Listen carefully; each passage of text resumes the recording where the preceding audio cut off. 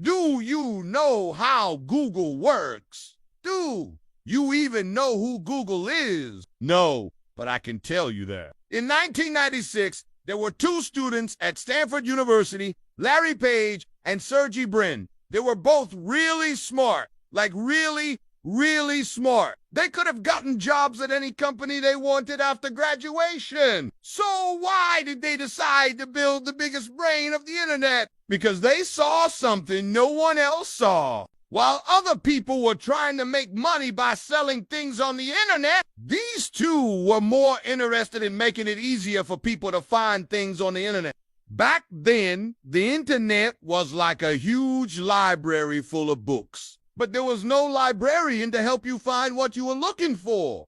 There were search engines, but they were all terrible. No one could figure out why they were getting certain results or why other results weren't showing up. It was a frustrating experience. And that's when Larry and Sergey had an idea. What if they could create a search engine that could organize the entire internet? An engine that would rank websites based on how relevant they were to a certain topic. An engine that would help people find exactly what they were looking for. They called their project Google. Larry and Sergey worked on Google as a side project while they finished their degrees. They knew that they needed to do something big to stand out from all the other companies trying to do the same thing. They needed a unique way to organize all the information on the internet, and that's when they came up with the idea of PageRank. PageRank was a way to organize the internet based on how important a website was. The more important a website was, the higher it would rank in the search results. This way, people could easily find the most relevant and up-to-date information on any topic.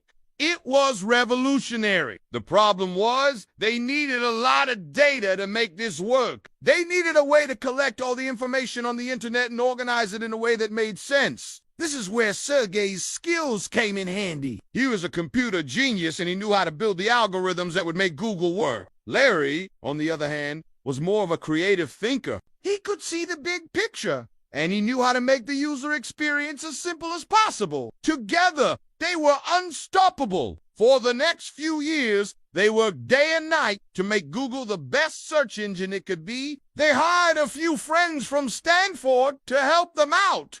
And soon they had a small team of 5 working on Google. They didn't have much money, but they did have something else. Passion. They were all passionate about what they were doing, and that kept them going even when things got tough. In 1998, Larry and Sergey decided to take their company public. They sold 20% of Google to investors and raised $100 million. With this money, they could hire more people, build better algorithms, and expand to new markets. Google was growing fast, but the competition was fierce. Yahoo and Microsoft were both trying to build their own search engines, and they were unafraid to spend billions of dollars to do it. Larry and Sergey knew that they needed to do something big to stand out. This is where Larry's skills came in handy. He had a knack for marketing, and he knew how to make Google stand out from the crowd. He launched a new ad campaign that read, "Do want they be evil," and it was an instant hit.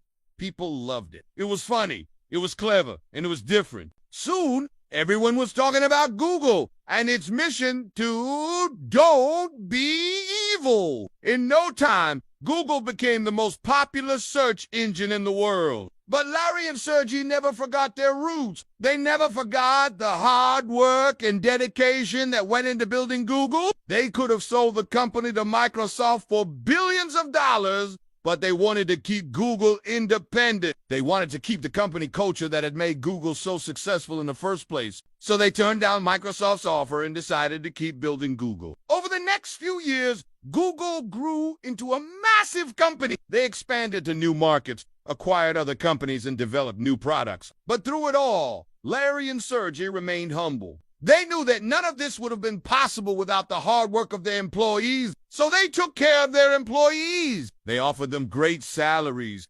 amazing benefits, and unlimited vacation time. They also gave their employees a say in how the company was run. Every employee was encouraged to speak up and share their ideas. This created a company culture that was unlike any other. It was a culture of innovation, collaboration, and fun. Today, Google is one of the most valuable companies in the world. They have over 100,000 employees and they generate billions of dollars in revenue each year. But despite all this success, Google hasn't forgotten its roots. They still believe in their mission to do you and be evil, and they still take care of their employees. So how does Google work today? Well, it's not exactly a secret, but it is pretty complicated. Basically, Google uses a combination of algorithms and machine learning to rank websites and show you the most relevant results. Their algorithms are constantly being updated and improved, and they take into account hundreds of factors when ranking websites. One of the most important factors is relevance. Google wants to show you websites that are relevant to your search query. That means that if you search for best pizza in New York, Google will try to show you websites that are specifically about pizza in New York.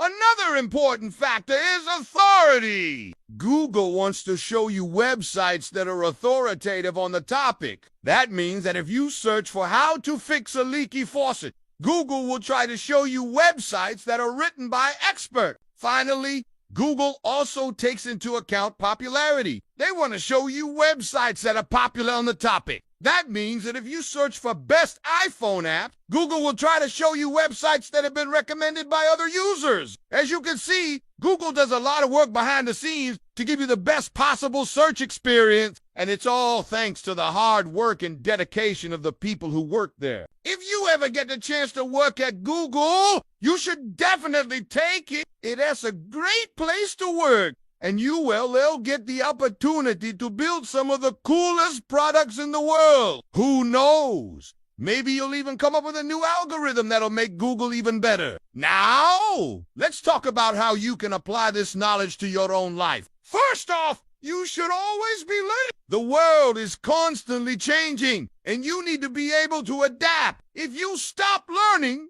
you'll fall behind. Secondly, you should always be thinking about how you can make things better. Don't just do things for the sake of doing them.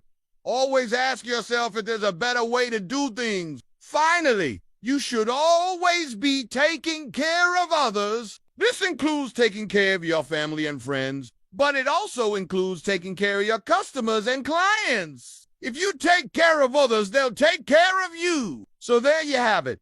The story of Google and how two students built the internet's brain. It's a story of hard work, dedication, and innovation. It's a story that shows that anything is possible if you set your mind to it. So never give up on your dreams, no matter how big they are. And always remember to take care of others. They'll appreciate it, I promise. Thanks for watching, and see you in the next video.